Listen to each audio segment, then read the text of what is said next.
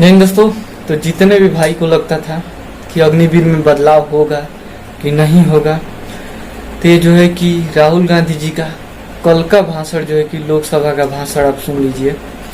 अब भाषण सुनिएगा तो बोलिएगा कि हाँ, युवाओं के लिए ऐसे नेता जो है कि होना चाहिए। शिव जी कहते हैं डरो मत, डराओ मत। आपने हिंदुस्तान की महिलाओं को महंगाई से हर रोज डराया है। कुछ दिन पहले मैं पंजाब में अग्निवीर के परिवार से मिला। सुनिए अग्निवीर के परिवार से मिला। छोटा सा घर था, छोटा सा घर था।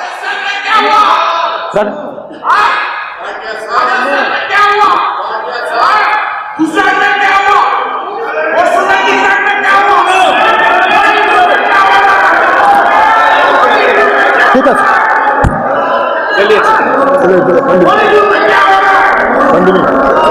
छोटे से घर में अग्निवीर शहीद हुआ, लैंडमाइन ब्लास्ट में शहीद हुआ। मैं उसे शहीद कह रहा हूं, मगर हिंदुस्तान की सरकार उसे शहीद नहीं कहती। नरेंद्र मोदी उसे शहीद नहीं कहते हैं। नरेंद्र मोदी उसे अग्निवीर कहते हैं। उस घर को पेंशन नहीं मिलेगी, उस घर को कॉम्पेंसेशन नहीं मिलेगी,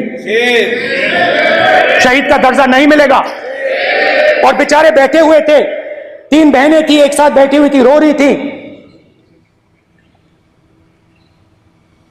आम जवान को पेंशन मिलेगी, जरूर दुख होगा, मगर हिंदुस्तान की सरकार आम जवान की मदद करेगी। मगर अग्निवीर को जवान नहीं कहा जा सकता।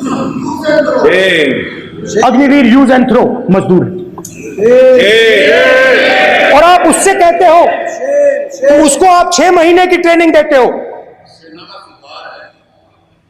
6 महीने की ट्रेनिंग देते हो। दूसरी तरफ चाइना के जवान को 5 साल की ट्रेनिंग मिलती है। राइफल लेकर उसके सामने खड़ा कर देते हो, उसके दिल में भय पैदा करते हो। एक जवान और दूसरे जवान के बीच में फूट डालते हो कि एक को पेंशन मिलेगी, एक को शहीद का दर्जा मिलेगा, दूसरे को नहीं मिलेगा। और फिर अपने आप को देशभक्त कहते हो। ये कैसे देशभक्त हैं?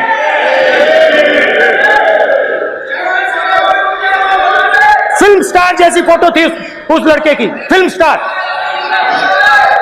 बॉलीवुड स्टार की फोटो थी। मैं सोच रहा था, देखो इस युवा ने जान दी। स्पीकर सर,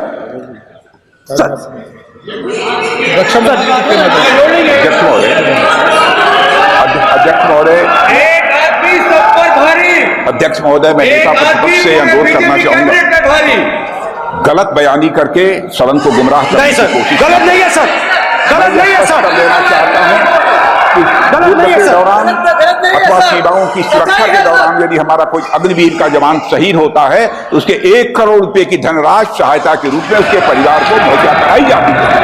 इस प्रकार की गलत बयानी से सदन को गुमराह करने की कोशिश नहीं की जानी चाहिए। संसद में अध्यक्ष। स्पीकर साहब, स्पीकर साहब देखिए, स्पीकर साहब देखिए, राजनाथ सिंह जी की एक राय है, मेरी एक राय है। सच्चाई अग्निवीरों को मालूम है, हमें बोलने की जरूरत नहीं है। अग्निवीर को किस चीज का सामना करना पड़ता है, शहीद का दर्जा मिलता है या नहीं मिलता है, कॉम्पेंसेशन मिलता है नहीं मिलता है, पेंशन मिलती है नहीं मिलती है, वो उसको मालूम है। पॉइंट ऑफ ऑर्डर है माननीय।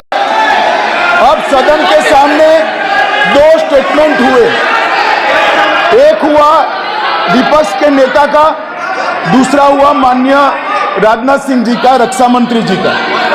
ये कहते हैं कि 1 करोड़ रुपया नहीं मिलता है।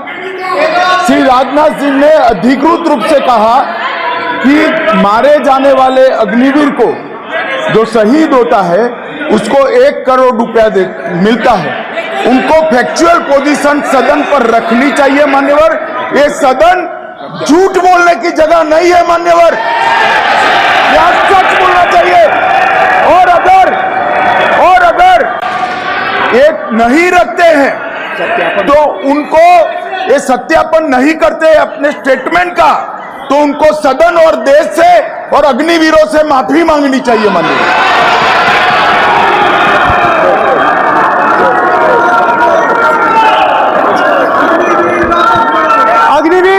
अग्निवीर की सच्चाई मैंने फ्लोर ऑफ द हाउस पे रखी है और राजनाथ सिंह जी ने भी कहा है, जो रियलिटी है वो हिंदुस्तान की सेना को मालूम है, वो अग्निवीरों को मालूम है। उनके कहने से या मेरे कहने से कोई फर्क नहीं पड़ता, सच्चाई तो उनको मालूम है। उनको मालूम है सच्चाई कौन बोल रहा है।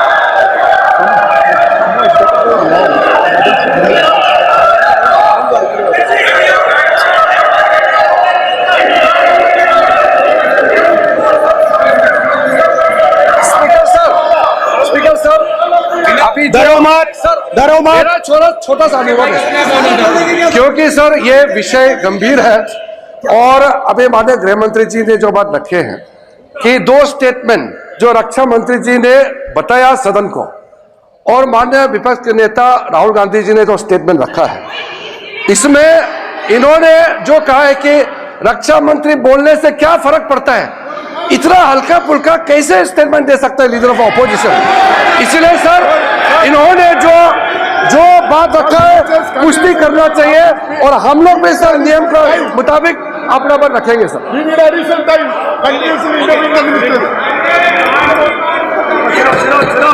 और स्पीकर सर स्पीकर सर, देश की सेना जानती है, पूरा देश जानता है कि अग्निवीर स्कीम सेना का स्कीम नहीं है, पीएमओ का स्कीम है। और पूरी सेना जानती है कि स्कीम प्राइम मिनिस्टर का ब्रेन चाइल्ड था, स्कीम सेना का ब्रेन चाइल्ड नहीं था। जैसे नोटबंदी की गई वैसे ही आर्बिट्री तरीके से। अध्यक्ष महोदय,